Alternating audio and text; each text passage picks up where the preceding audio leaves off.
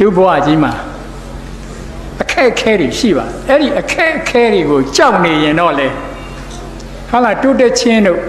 အောင်မြင်ခြင်းတို့ဒါတရားလည်းရှိမှာမဟုတ်ဘူးလေဟာလာကျွန်တော်တက္ကသိုလ်မှာငယ်ငယ်ကကျောင်းတက်တော့ခြေလေးနဲ့တောင်းတဲ့အသင်းကကြားဘူးပါလိမ့်မယ်ဥပဒံဟဲ့သူ့ကိုသွားပြီးတော့ကြော့ရင်ကျွန်တော်တို့ကသူကခြေလေးနဲ့တောင်းတဲ့အသင်းဆိုတော့စုပြီးတပည့်တို့မင်းတို့တောင်ကြီးတွေနဲ့တွေ့ပါစေသာသူစုပေးတာကျွန်တော်တို့နားမလဲနည်းနည်းကြီးလာတော့မှသူပြောတာဝီလျံဘလိတ်ကကြပြတစ်ခုကိုသူပြောနေတာလို့ကျွန်တော်နားလည်လာဟလာကြပြဆရာကြီးဝီလျံဘလိတ်ကကြပြလေးတစ်ခုဆက်ထားတယ်ဟလာလောကမှာကြီးကျယ်တဲ့အရာတွေဟာ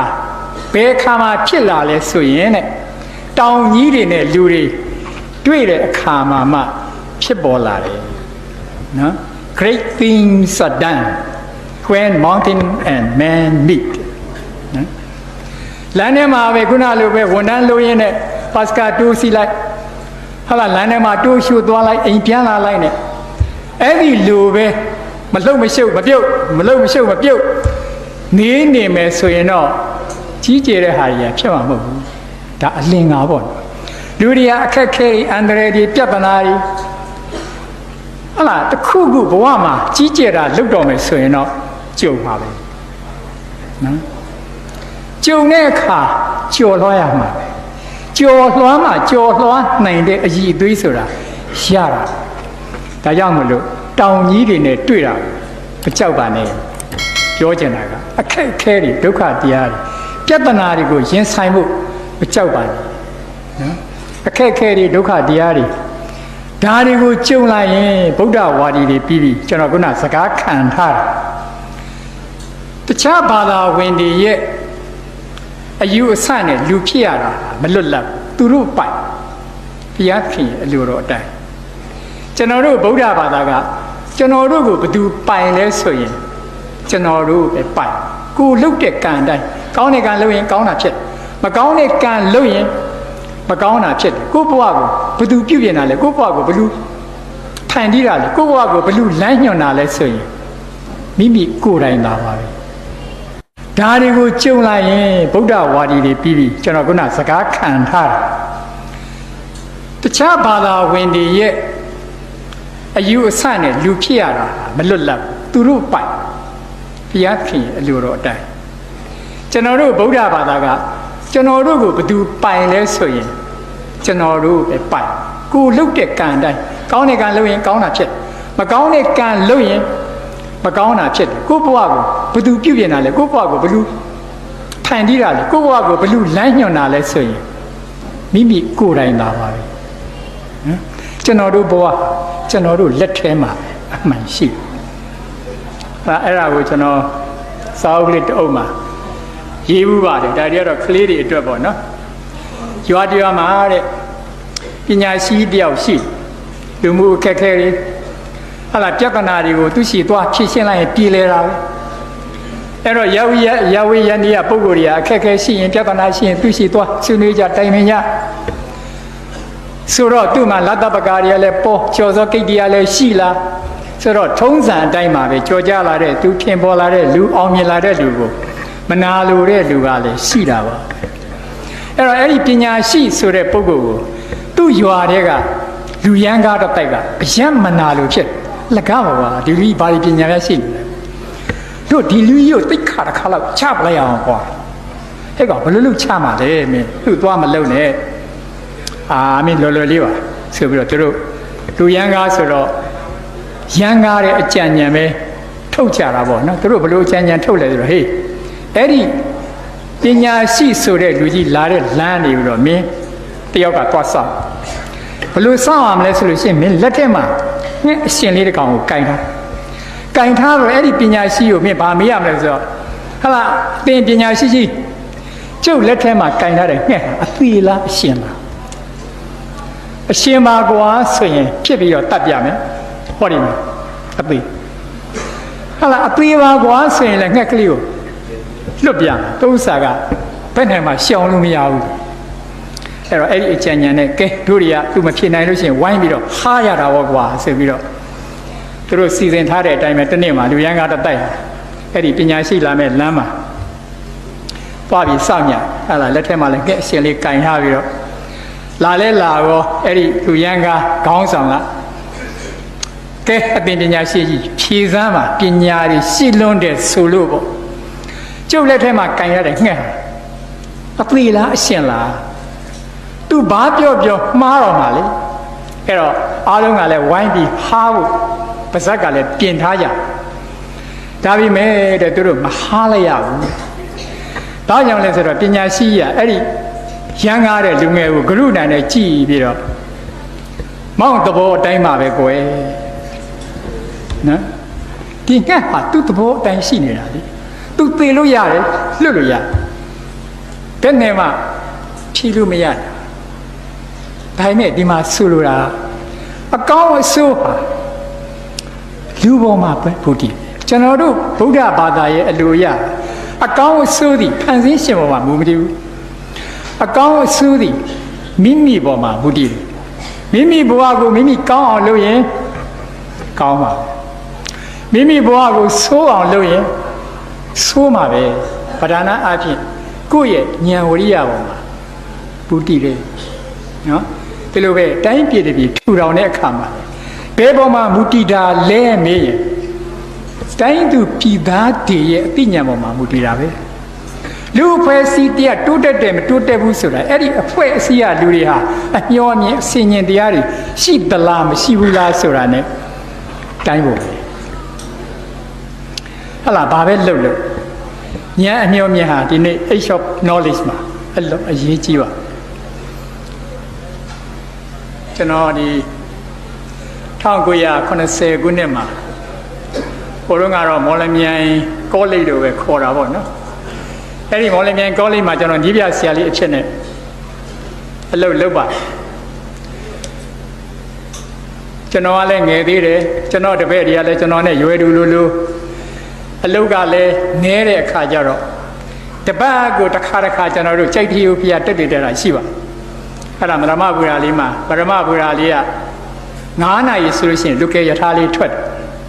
အဲ့ဒီလူကယ်ယထာကိုစီးတယ်ပုပ္ပလင်ဘူရာမှာဆင်းတယ်အဲ့ဒီမှာရှိခဲ့ကျွန်တော်တပည့်ကကားနဲ့လိုက်ပို့တယ်ကင်မွန်းစကန်ကိုရောက်တယ်အဲ့ဒီကနေပေါ့အခုတော့ကားလမ်းမပေါက်သေးဘူးပေါ့အဲ့ဒီကနေပေါ့ပျော်ပျော်ပါပါကြိုက်တီကိုတက်ကြတာပေါ့နော်ပြန်လာတော့လေဒီလမ်းကြောင်းပဲပုပ္ပလင်မှာဆင်းတယ်ရဘကိုးဘက်ကလာတဲ့လူကယ်ယထာကိုစီးတယ်ပထမကိုပြန်တယ်အဲ့ဒီကနေသင်္ဘောနဲ့ကူးပြီးတော့မော်လမြိုင်ကောလိပ်ကိုပြန်တယ်အဲ့တော့ကျွန်တော်တို့အဲ့လိုတပတ်တစ်ခါသွားပါလာပါများတဲ့အခါကျတော့အဲ့ဒီဘူရာမှာပင်စင်ယူထားပြီးဖြစ်တဲ့မိရတာလုံသားကြီးတူနဲ့ကျွန်တော်တို့ရင်းနှီးတယ်ဟိုတုန်းကတော့ဘာခေါ်လဲဆိုရှယ်လစ်လုံသားကောင်းပေါ့နော်သူကအဲ့ဒီပွဲတွေပါရတယ်စုတွေပါရတယ်အဲ့တော့ကျွန်တော်တို့သားတို့မင်းတို့ပစ္စည်းတွေသိမ်းတော့ယထာလာမယ်ဘာညာပေါ့သူကလည်းစောင့်ရှောက်ရင်းနဲ့ကျွန်တော်တို့နဲ့ရင်းနှီးအဲ့တော့တစ်ခါမှသူကဘာပြောပြလဲဆိုတော့ဟိုအင်္ဂလိပ်လက်ထက်ကကွာအဲ့ဒီမရမဘူရာကနေပြီးတော့အမတန်အရေးကြီးတဲ့ကုန်ပစ္စည်းတွေကိုပယ်ဆောင်လာတဲ့မြည်ထားကြီးကုန်ရထားကြီးလာနေတယ်အဲ့ဒီအချိန်မှာဒီမုတ်ပလင်နဲ့သူကတော့အသေးချာပြောတတ်တာပေါ့နော်မိုင်နိုင်ဘလောက်မှရှိတယ်တရားတိတ်အကြီးတော့ဟုတ်ပါတရားလေးတစ်ခုကပြက်နေတော့သက်ဆိုင်ရာအရာရှိနဲ့ပြင်ညတာပေါ့နော်ဒါနဲ့အချိန်မီကမပြီးနိုင်ဘူးဖြစ်နေတယ်မိုးတွင်းကလည်းဖြစ်နေတယ်လေမိုးထန်တဲ့ရက်တွေကလည်းဖြစ်နေအဲ့ဒါနဲ့အဲ့ဒီအရာရှိကမြေထားဝန်ထမ်းတွေကိုခေါ်လိုက်ပြီးတော့အဲ့ဒီထဲမှာတယောက်ကိုတောင်းပေးတယ်အဲ့ဒီအချိန်မှာနေရလဲမှောင်လာပြီနော်တယောက်ကိုသူကရွေးလိုက်တယ်မင်းနဲ့မိုင်နိုင်ဘလောက်ကိုသွားဘယ်လိုသွားမလဲဆိုရင်ဟောဒီမှာမြေပုံယူသွားဟလာဒီမြေထားမှာတုံးတဲ့အစိမ်းအနီရှက်တာလေးနဲ့လေအဲ့ဒီမြေပုံအဲ့ဒါယူသွားတော့မိုင်နိုင်ဘလောက်ထိမြင်ရအောင်သွားအဲ့ဒီကနေတော့မီးနီမြင်ပြတာရထားမလားတို့ဒီမှာတရားမပြီးဘူးတဲ့အဲ့တော့အဲ့ဒီနေ့မှာသူတောင်းပေးတဲ့လောက်တာကတကယ်တော့ off ရတဲ့နေ့အနားရတဲ့နေ့ဖြစ်တဲ့အတွက်သူအဲ့ဒီအရက်ပေါ့သူခတ်ထွေတွေနဲ့မူးနေအမှန်သူ့မှာအပြစ်မရှိပါဘူးသူဟာလာအနားရလို့သူအရက်တော့ဒါနဲ့အရေးပေါ်ကိစ္စကြောင့်သူ့အရာရှိကခိုင်းတဲ့အတွက် သူခိုင်းလိုက်တော့မှမိုးရီလီတွေကလည်းတဝုံဝုံနဲ့ရွာချသူကြိုးကြိုးစားစားပါပဲမညိုမညဲတဲ့အဲ့ဒီမိဘုံကိုဆွဲတတ်မှတ်တဲ့မိုင်နဲ့ရအောင်သူသွားတယ်ရှင်နဲ့ရေထဲမှာသွားပြီးတော့ဒီပြဒါပေမဲ့ဖြစ်ပုံကလေထန်နေတော့မူးကလည်းမူးနေတော့မီးပေနေမှာမေးနော်ပြအဲ့ဒါနဲ့ကွာတဲ့မရမလာတဲ့ကုံရထားကြီးอ่ะသူ့မီးနေမမြင်တော့မရက်တော့တခါတည်းဒီဘက်လာပြီးတော့ဆက်လာတော့တာကိုတရားလည်းမပြီးသေးဘူးဟာအဲ့ဒီမှာအကုန်လုံးလမ်းတွေချော်ပြီးတော့အမတန်အရေးကြီးတဲ့ပစ္စည်းတွေကုန်နေဟာလားတွဲတွေတုံးနေရောဖြစ်ပြီးဟာလားအကုန်လုံးအလုတ်ပြုတ်မတာဖြစ်သွားတာအဲ့ဒါနဲ့ခေါ်ပြီးစစ်တဲ့အခါကျတော့ဒီမီးပြတဲ့ဝန်တန်းကဘာပြောလဲမင်းမပြဘူးလားပြတယ်ဒါနဲ့မေးတဲ့လူကမီးရှိလားမရှိလားမမေးဘူးနော်မီးမရှိဘူးအဲ့ဒါကြီးပြောပြတယ်ဒီမိထားဝန်တန်းကြီးကသူ့နီးကုန်းချုပ်တာကျွန်တော်သိသဘောကျလောကကြီးမှာကွာနေမနာညမနာအလုတ်တွေအရန်လုတ်ပါတယ်လို့ဂုံယူနေတဲ့လူတွေကိုငါပြောကြတယ်ဘာလဲဆိုတော့ဘလောက်ပဲလုတ်ညံမပါဘူးဆိုရင်မိအိမ်မှာအလင်းရောင်မပါရင်ဒုက္ခရောက်တယ်လို့ပဲမိမိရဲ့လုတ်ကင်ဆောင်ရွက်ကြိုးပမ်းမှုတွေမှာညံမရှိဘူးဆိုရင်ချီးနေပဲနော်မိမိဘဝတဦးချင်းရဲ့တိုးတက်မှုမှာပဲဖြစ်စေမိမိအဖွဲ့အစည်းမိမိတိုင်းပြည်တိုးတက်မှုမှာပဲဖြစ်စေပဋ္ဌာနာဘာလို့သလဲဆိုရင်လုတ်တတ်ဖို့လိုတယ်ဉာဏ်လိုတယ်အဲ့ဒီဉာဏ်တိမ်ပါသွားပြီဆိုရင်တော့ဘာမှအကျိုးမရှိဘူးနော်လူဟာတကယ်တော့အမတန်တော်တဲ့လူတွေပါနော်ဒီဂရိတနာယီမှာဇုနမင်းကြီးကတော်ဝါဒီကိုခေါ်ပြီးတော့အဲ့တမှာလူလဲပါသူချီးမြှင့်တယ်ပေါ့နော်ဘာဒီချီးမြှင့်လဲဆိုလို့ရှိရင်မွေဆိုလို့ရှိရင်အစိတ်တို့ဟာလာပြားဆိုရင်လဲတစ်ခါတည်းတုတ်နိုင်တဲ့အစိတ်ငါးဆိုရင်လဲရေထဲမှာသွားနိုင်တဲ့အစွမ်းတတ္တိမြင်းဆိုရင်လဲတစ်ခါတည်းလေလိုလျင်မြန်နဲ့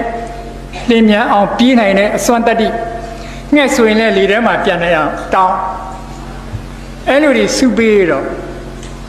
လူကသူ့ကိုစုပေးတဲ့ဟာမထင်ရှားတော့သူကဇုနမင်းကြီးတဲ့ကျွန်တော်တော့ဘာပေးလို့လဲတဲ့ဟာငါမင်းပေးပြီလေ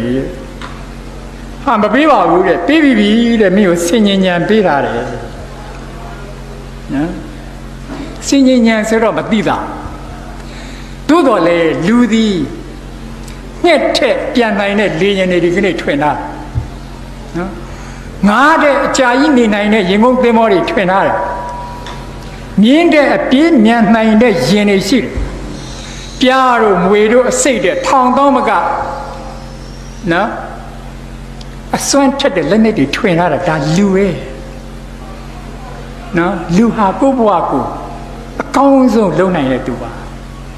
ဒါကြောင့်လောကကြီးမှာအကြီးကျယ်ဆုံးအရာ၃ခုရှိတယ်နော်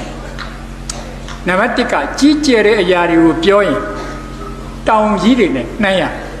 ဟုတ်လား Mount Everest တို့ဘာလို့ကတော့မြင့်တာတကယ်ကြီးတဲ့တောင်ကြီးတွေကဟာဝိုင်ယီမှာရှိတယ်နော်မိုင်ပေါင်းများစွာဟုတ်လား39မိုင်လောက်ပါတဲ့တောင်ကြီးတွေအများကြီးပဲအကြီးတွေနော်ကြီးကျယ်ခြင်းအကြောင်းပြောရင်အဲ့ဒီတောင်ကြီးတွေနဲ့နှိုင်းရနောက်ဒုတိယအကြီးကျယ်ဆုံးကဘာလဲဆိုရင်ဟုတ်လားပင်လယ်ကြီးတွေပင်လယ်ထဲမှာလည်းအကြီးကျယ်ဆုံးပြပါဆိုရင် Pacific လို့သမုဒ္ဒရာကြီးကျယ်လားမပြောနဲ့နဲ့ဆိုင်လားမပြောနဲ့ဖိလစ်ပိုင်လိုနေရာမျိုးပါတော့အောက်ကိုတမိုင်ကျော်ရှိတယ်တချို့နေရာတွေမှာဆိုရင်9မိုင်ကျော်6မိုင်နဲ့9ပါလုံးလောက်အထိနစ်တဲ့ပင်လယ်ကြီးတွေနော်အဲ့တော့ကြီးကျယ်ခြင်းကိုပြောချင်ရင်တောင်ကြီးတွေနဲ့နှိုင်းတယ်ပင်လယ်ကြီးတွေနဲ့နှိုင်းတယ်ဒါပေမဲ့တဲ့ဒီတဲ့အကြီးကျယ်ဆုံးအရာတစ်ခုရှိတယ်အဲ့ဒါကတော့ဘာလဲဆိုရင်လူတယောက်စိတ်ကူးညံထုတ်နေတာအကြီးကျယ်ဆုံးပဲ Man at work on idea စိတ်ကူးထုတ်နေတဲ့လူနော်ဟာလာကောင်းသည်ဖြစ်စေမကောင်းသည်ဖြစ်စေ ကျွန်တော်ပြောပြကားမတ်ဆိုတာပြပါတယ်နော်တကယ်ကွန်မြူနစ်စနစ်ကြီးကိုထူထောင်ခဲ့တဲ့ကားမတ်ကသူ့ကိုအန်ဒရယ်ဒီများတော့သူအင်္ဂလန်ရောက်တယ်အဲ့ဒီလန်ဒန်ဗြိတိရှပြတိုက်ကြီးမှာရှိတဲ့စာကြီးတိုင်းမှာတကုန်းနဲ့သူရေးတွေး1848မှာကွန်မြူနစ်ကြီးညာစာတမ်းထွက်ကျွန်တော်တို့မြန်မာပြည်1848ပါတီလုံးနေနော်အခါကျွန်တော်ပြန်တွေးကြည့်ပါလွန်ခဲ့သော BC 8000လောက်ဆိုတော့လွန်ခဲ့သောနှစ်1000လောက်ကိုဟာလာကျွန်တော်တို့ယဉ်ကျေးမှုဘာသာရပ် cultural philosophy ရဲ့စကားနဲ့ပြောမယ်ဆိုရင်ပထမလှိုင်းလို့ခေါ်တယ် first way ပထမတော့လူတွေကသူ့အတွေ့အကြုံတွေရှောက်သွားဟာလာအကောင်းတွေတတ်ဖြတ်စားအစိမ်းစားမိဖုတ်စားဒီရကရှောက်သွားရင်းကနေပြီးတော့လွန်ခဲ့တဲ့နှစ်1000လောက်မှာသူဘာကိုတွေ့လာလဲဆိုတော့လေယာစိုက်ပျိုးရေးဘယ်လိုလုပ်ရမလဲဆိုတာသူသိအဲ့ဒါဟာလူလောကကြီးကိုပထမဦးဆုံးတရိษံနေနဲ့ခြားနာအောင်ဖန်တီးလိုက်တာအဲ့လားစိုက်ပျိုးတတ်တယ်တရားဝါရီကိုမွေးမြူတတ်လာတယ်ဆိုတဲ့ဟာဘယ်မှာစတွေ့ရလဲဆိုရင်အိန္ဒိယတရုတ်မက္ကဆီကိုအဲ့ဒါတွေ့တဲ့အတွက်အတီးတကျနေလာနောက်ဒုတိယ wave ရှိလှိုင်းအဲ့ဒါတော့1654လောက်စက်မှုတော်လှန်ရေးဖြစ်လာနော်ရကန်စပြီးတော့လုတ်တာရင်းနှင်းငွေစွမ်းအားတွေကိုတွေ့လာတယ်ရင်းနှင်းငွေစက်တွေတီထွင်းလာတယ်အကြီးကျယ်ဟာလာ industrial revolution ဆိုပြီးဖြစ်လာ1955မှာတိတက်ကြီးကျယ်တဲ့ဟာတခုထွက်လာအဲ့ဒါကတော့ဘာလဲဆိုရင်အမေရိကန်မှာကွန်ပျူတာစပေါ်လာနော်စိုက်ပျိုးမွေးမြူရေးတွေစက်မှုတော်လှန်ရေးတွေအဲ့ဒီကွန်ပျူတာအစရှိတဲ့ software တွေပေါ်လာတဲ့ technology နဲ့ဆိုင်တဲ့ revolution တွေအဲ့ဒီသုံးခုထဲမှာကျွန်တော်တို့တိုင်းပြည်ဘယ်ထဲပါလဲလို့မေးကြည့်နော်ကျွန်တော်တို့တွေအရန်ပဲနောက်ကျနေပြီနော်ဒီမှာကြည့်ဦးပါလိမ့်မယ်အကြံမိုးလားနော်ရုပ်ရှင်လေပေါင်တင်ဦးရိုက်တဲ့တော်တော်လူတွေအသိများပါတယ်ဟလာခင်တန်းတွေနဲ့ဒီဘက်ကကိုနေအောင်နဲ့ချိန်တာလေခင်တန်းတို့ကိုရလိုက်ပြေဖို့အဲ့တော့မှသိတဲ့အတိုင်းပဲခင်တန်းတို့ကအတူရှိကြောင်းကိုသွားတယ်ကိုနေအောင်ကလည်းပဲခိုးပြေဖို့သွားတယ်သို့တော်လည်းသူ့တပည့်မလေးရဲ့အမေကဟာလာအသေးတန်ကြီးဖြစ်တဲ့အတွက်ဆေးရုံတင်ပေးရနော်အဲ့ဒါနဲ့သွားတော့ဟိုကလည်းစိတ်တွေပါဒီကောက်ပြီးသူ့မေကြီးကလည်းလားခေါ်တော့အစုံလိုက်ဘူးနော်အဲ့ဒါဟာအကယ်၍များတွေးကြည့်သားခင်ပန်းတို့မှလည်း handphone တစ်လုံးရှိမယ်ကိုနေအောင်မှလည်း handphone တစ်လုံးရှိမယ်ဆိုရင်ဟေးနေဦးနေအိမ်ကထွက်နေဦးငါလာမယ်နော်အကုန်ချင်းလို့ရနော်အဲ့ဒီ handphone လေးတယောက်တစ်လုံးမရှိတာနဲ့ဘာဖြစ်ကုန်ကြလောကကြီးကတော်တော်ကြောက်ဖို့ကောင်းနော် technology ကအရင်အရေးပါတယ်နော်အဲ့ဒီ technology တွေကိုတတ်ဖို့ဆိုတာလေလောကကြီးမှာလိုပါနော်အဲ့ဒါထက်မိမိဘဝမိမိဝန်းကျင်မိမိရဲ့လူအဖွဲ့အစည်းကိုဘယ်လိုပြုပြင်မလဲဆိုတဲ့အတိကလည်းပိုရေးကြည့်ခုနစကားကိုကျွန်တော်ပြန်ဆက်မလို့အဲ့တော့ကာမဆာအဲ့ဒီစာကြည့်တိုင်းမှာတကုန်းကုန်းနဲ့သူရေးနေသူရေးနေတာဟာကြားဘူးမယ်အရင်ကြမ်းကြီးဆိုတဲ့ Das Capital ကိုသူရေးနေဒီစာအုပ်ကြောင့်လောကကြီးဘာဖြစ်မယ်လို့လူတွေမသိကြနော်အဲ့ဒီကွန်မြူနစ်ကြီးညာစာရမ်းနဲ့ဒီအရင်ကြမ်းကြီးထွက်လာရောလောကကြီးကြီးစားအရှမ်းပြောင်းလဲတော့နော်ဆိုဗီယက်ယူနီယံကြီးမှာကွန်မြူနစ်စနစ်ကြီးထူထောင်ဟာလာတရုတ်ပြည်ကြီးကြီးလိုက်ပြန်တော့လဲမိုင်9000ချီတဲ့ပွဲကြီးနော်တော်တော်ကြောက်ဖို့ကောင်းတယ်မော်စီတုံးရဲ့မိုင်9000ချီတဲ့ပွဲမှာအရင်ရှင်လို့ထင်တဲ့သူမှန်လျာအကုန်တတ်နော်အဲ့တော့ကောင်းသည်ဖြစ်စေမကောင်းသည်ဖြစ်စေ ကာမရဲ့ရှားဖွေနေတဲ့စိတ်ကူး idea ဟာအယံကြီးကျယ်လောကကြီးကိုအကောင်မဟုတ်ရင်လည်းအဆိုးဖြစ်ဖို့အတွက်အယံကြီးကျယ်ဟာလားကျွန်တော်တို့ ਨੇ အနီးနာကမ်ဘောဒီးယားတို့မှာကြည်သမ်းမှာပိုပေါက်တို့ဟာလူတွေကို3 သန်းလောက်ဘယ်လိုလုပ်တတ်လဲဆိုသူကွန်မြူနစ်စနစ်ကိုမလိုက်ရကောင်းလားဆိုပြီးတော့တတ်တယ်တပ်ပုံတန်နေရလည်းပဲကျင်းတူးရသေးတယ်ကျင်းတူးတော့လည်းကျင်းဒီဘက်ကရရတယ်ဘာလို့ဆိုတော့နောက်ကနေတနှက်နဲ့ပြစ်လိုက်လို့ရှေ့ကိုကြပြီးသားပြအောင်နော်အဲ့ဒီလိုကွန်မြူနစ်ငါကွန်မြူနစ်စနစ်ကိုမလိုက်နာရကောင်းလားဆိုပြီးတော့တတ်နေတာနော်3 သန်းလောက်လူစိတ်ကူးတွေနော်ကြောက်ဖို့ကောင်းတယ်ဟစ်တလာတို့ကဂျူးတွေကိုမုန်းလို့တတ်တာမှ6 သန်းလောက်ရှိတယ်ဟာလားစတာလင်လက်ထက်လည်းရောက်တော့သူ့လိုတတ်တာတော့မဟုတ်ဘူးအဖိုးကြီးတွေအဖွားကြီးတွေကွန်မြူနစ်စနစ်မလိုက်နိုင်ဘူးသွားစိုက်ဘေးရီးယားဘယ်သူဟိုသွားဒီသွားနေတွေကိုနှင်လိုက်တာစင်ရင်လဲချုပ်တော့10 သန်းကျော်တယ်နော်လူတွေပေးရအဲ့တော့ငြိမ်းချမ်းခြင်းနဲ့ဆိုင်တဲ့ဂေါတမဗုဒ္ဓတို့လိုဟာလားမိဂရာဝန်တော်မှာသူ idea တစ်ခု form လုပ်တော့ဓမ္မစကြာဟောတဲ့ဟာကြတော့လေဒီနေ့ကဘာသူကဘာသားတွေဘလောက်ကျူးပြုလဲစဉ်းစားကြည့်တာနော်လူတယောက်စိတ်ကူးညံထုတ်နေဖို့ဟာအကောင်းထုတ်နိုင်ဖို့ဟာလူတိုင်းမှာလည်းတောင်းရှိတယ်လူအဖွဲ့အစည်းတိုင်းမှာလည်းတောင်းရှိတယ်နော်အဲ့တော့မကောင်းတာကတော့ထင်ရှားပါတယ်ကျွန်တော်တို့တောတွင်းမှာတော့ဟလာကို့အဖေကြီးကိုတစ်ပေမှာကျိုးနဲ့ဒုတ်တောင်မဲ့ဝင်းဒုတ်စာအခေါင်းမရှိတဲ့ဒုတ်နဲ့နော်ကို့အဖေကိုကွန်မြူနစ်စနစ်ကိုအဟံတာပြုတ်မှာလားဆိုပြီးတော့ဝင်းဒုတ်နဲ့သားဖြစ်တဲ့ကောင်ကရိုက်တတ်တာနော် idea တစ်ခုအယူဆတစ်ခုမှားပြီးဟဲ့လွဲပြီးဟဲ့ဆိုရင်လေလောကကြီးကလူအဖွဲ့အစည်းကြီးကအယံနာခေါင်းဆောင်တယောက်ကမှားပြီးဟဲ့ဆိုရင်လည်းအများကြီးကနာတာပဲနော်ဒါကြောင့်ကျွန်တော်တို့စိတ်ကူးကောင်းအယူအဆကောင်း ideology ကောင်းရှိဖို့လိုတယ်နော်ပုံမှန် Einstein ဆိုပါတော့ကျွန်တော်ကတော့မရောက်ဘူးသူ့အခန်းလေးကိုဓာတ်ပုံတွေပါရိုက်ပြထားတာကြည့်တော့အခန်းလေးကကျင်းချင်းလေးပါ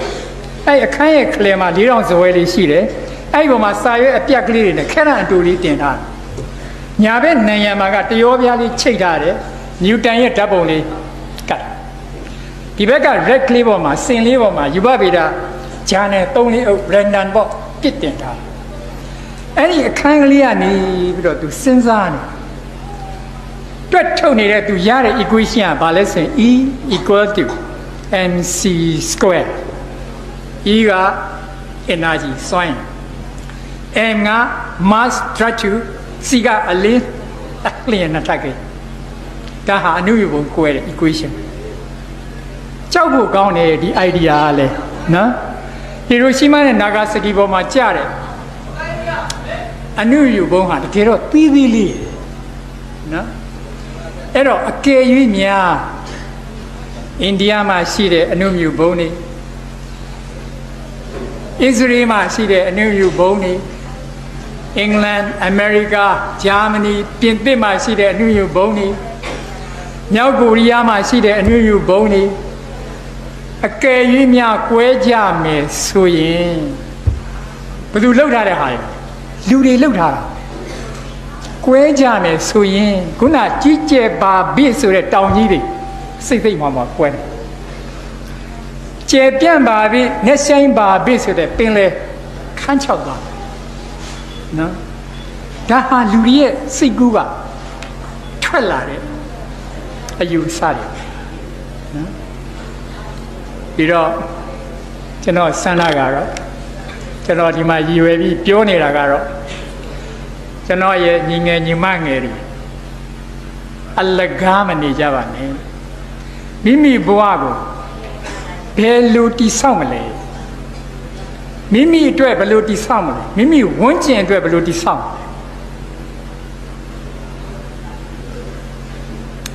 တည်ဆောက်ကြည့်ပါ ဟာလာလောလောဆယ်ဆယ်ကလေးကျွန်တော်အခု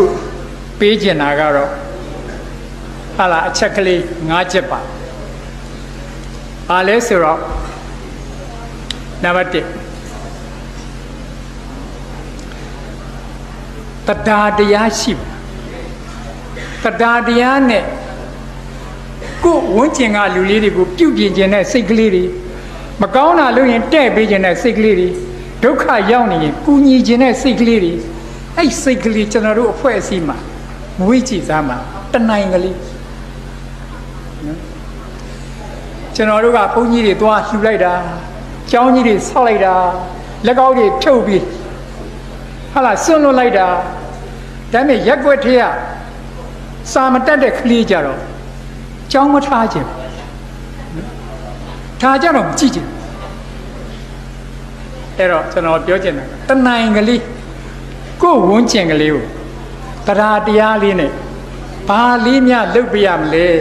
ငါဘာလေးလုပ်ပြနိုင်တယ်လဲဆိုတာလေးလေ့ကျင့်ကြည့်သားအဲ့ဒီလူဟာဘာသာတရားအရာပြောမယ်ဆိုရင်တရားတရားရှိတဲ့သူရဲ့ကိုယ်ကြီးကိုယ်သွေးဟာနှစ်လို့ပဲရှိပါတင့်တယ်ပါအားကိုးခြင်းစပွဲဖြစ်တယ်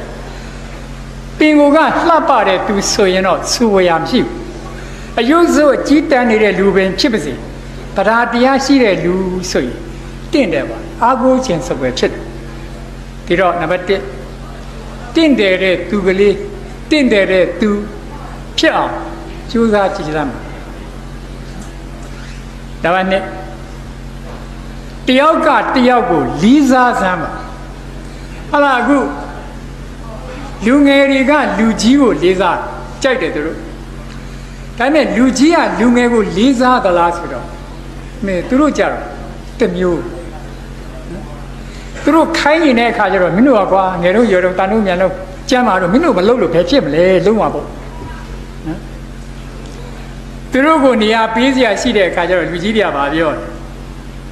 မင်းတို့ကငယ်သေးတယ်နော်အတွေ့အကြုံမရှိသေးဘူးတို့လို့နော်အပြန်လာ respect မရှိအပေါ်နဲ့အောက်သားနဲ့အမိဘယ်သူပဲဖြစ်ဖြစ်တယောက်ကတယောက်ကိုလေးစား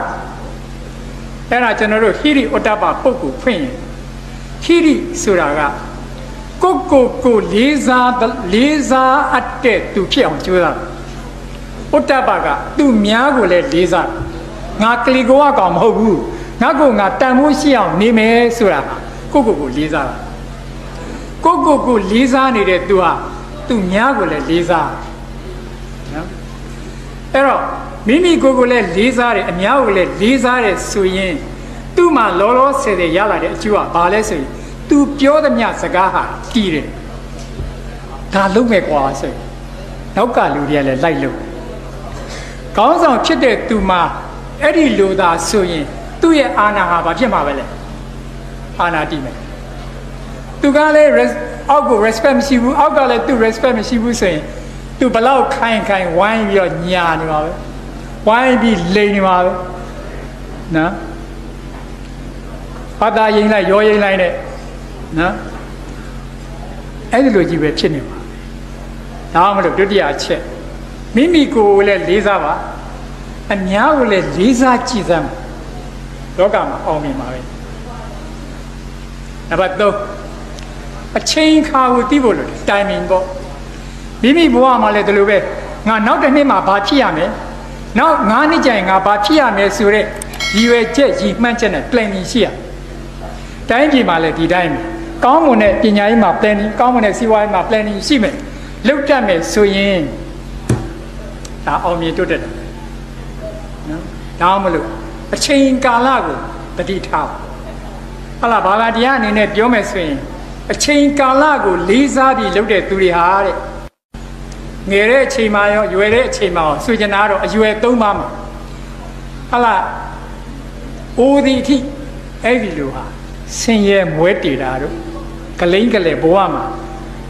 ကြာရှုံးတာတို့မရှိဘူးအရွယ်3ပါးလုံးအဆင်ပြေတယ်နောက်နံပါတ်4အားလဲဆိုတော့တစ်ဖက်သားကို အသုံးချပစ္စည်းအနေနဲ့မမြင်ပါနဲ့ don't consider the others as means တစ်ဖက်သားကိုငါဒါလေးပေးလိုက်တဲ့အတွက်သူရှိကငါဘာပြန်ရမယ်ဆိုတဲ့ညှော်လင့်ချက်ဘယ်တော့မှမထားပါဟဲ့လားကျွန်တော်တို့ကအကျင့်ပါနေငါတို့ကတော့ကွာကုလဲရတာဟမ်သူ့ပဲကြတော့ပြန်ဆောင်တော့လက်မကြည့်ဘူးနော်ကျွန်တော်တို့ကအမြင်အကျိုးမျှော်ပြီးတော့ကုညီလေးရိုင်းပင်းလေးရှိအဲ့ဒီအကျင့်ကိုကျွန်တော်တို့ဖြောက်ကြပါစို့ကုလိုက်ပါဘာမှမမျှော်လင့်ပါနဲ့အဲ့လိုလူမျိုးဟာနေရာတကာမှာစိတ်ချမ်းသာမှုဖြည့်ဆည်းမှုရတယ်နောက်မို့ဆိုရင်တွေးတွေးနဲ့နောင်တတွေနဲ့ဘယ်တော့မှစိတ်ချမ်းသာနောက်နံပါတ်5မထိကြိုက်ပါဘာလို့လဲဟာလားကိုကုသိုလ်ကောင်းမှုပြုတာတောင်သူတစ်ပါးကိုမထိကြိုက်ပါမတခါရဲကိုရင်တဲ့အလူခံခမည်း1000ထဲုံနဲ့ဘယ်ရမလဲ2000ထဲသူတရားတရားမရှိတာကြီးကိုတင်းကြည့်နော်ထိထိခိုက်ခိုက်ဟာလားဘုန်းကြီးတွေတော့ကျွေးတာပဲတတ်လိုက်တဲ့ဝက်တွေကြက်တွေဟာလားသရဝါတွေထိခိုက်တာမျိုးအဲ့ဒီလိုမလုပ်ပါနဲ့နော်ငါချက်သေးပါစမ်းပတ်ကြည့်စမ်းသူတစ်ပါးကိုထိခိုက်ပြီးပြောထိခိုက်ပြီးပြုတာနဲ့ရှောင်ပြီးတော့အလုတ်လုတ်တတ်တဲ့ဇိတ်ဝါဒနာလေးရှိပြီဆိုရင်တဲ့သူဟာရန်သူမျိုး5ပါးကနေပြီးတော့ကင်းဝေးပါတယ်နော်ယုံမြင်လဲယုံမှာနော်ကြိုးစားကြည့်သမ်းပါကဲကိုယ်တိုင်လည်းထိုးပြီအဲ့တော့အားလုံးကိုပြန်ကြည့်ရဟာလားသူတစ်ပါးကိုမထိခိုက်နဲ့ဆိုတဲ့နေရာမှာကျွန်တော်ဗုဒ္ဓဘာသာကဥပမာလေးတစ်ခုပေးချင်ပါတယ်ဘာလဲဆိုတော့ပန်းငင်းကြီးတစ်ခုစီကိုတဲ့ပြားပရုံးကြီးအုံနဲ့ကျင်းနဲ့ပြန်လာတဲ့အခါအဲ့ဒီဥယျာဉ်မှုကထိတ်လန့်သွားဟာပြားတွေပရုံးတွေဒီလောက်အုံနဲ့ကျင်းတယ်လာလို့ရှိရင်ငါပန်းနေတော့ပျက်စီးတော့မှာပဲနော်ဒါပေမဲ့အဲ့လိုမဟုတ်အဲ့ဒီပြားပရုံးတွေကြောင့်ပဲဝုံမုံတွေကူးပြီးတော့ပန်းကင်းကြီးလှတော့ပါပွင့်ပန်းကင်းကြီးလှတော့ပါပွင့်တယ်လို့သူတို့လိုချင်တဲ့ဝိရည်တွေလည်းရတယ်နှစ်ဦးနှစ်ဖက်ကျိုးရှိအဲ့တော့ကျွန်တော်ပြောခဲ့တဲ့အတိုင်းပဲဟာလားအစင်အကျဉ်ရှိမယ်ဉာဏ်ရှိမယ်အလိုလောဘတွေကနေကင်းတဲ့အပိပညာမျိုးရှိမယ်ဆိုရင်ဟုတ်လားဘယ်သူ့ကိုမှမထိခိုက်ဖဲနဲ့အောင်အောင်ရင်ရှိနိုင်ပါ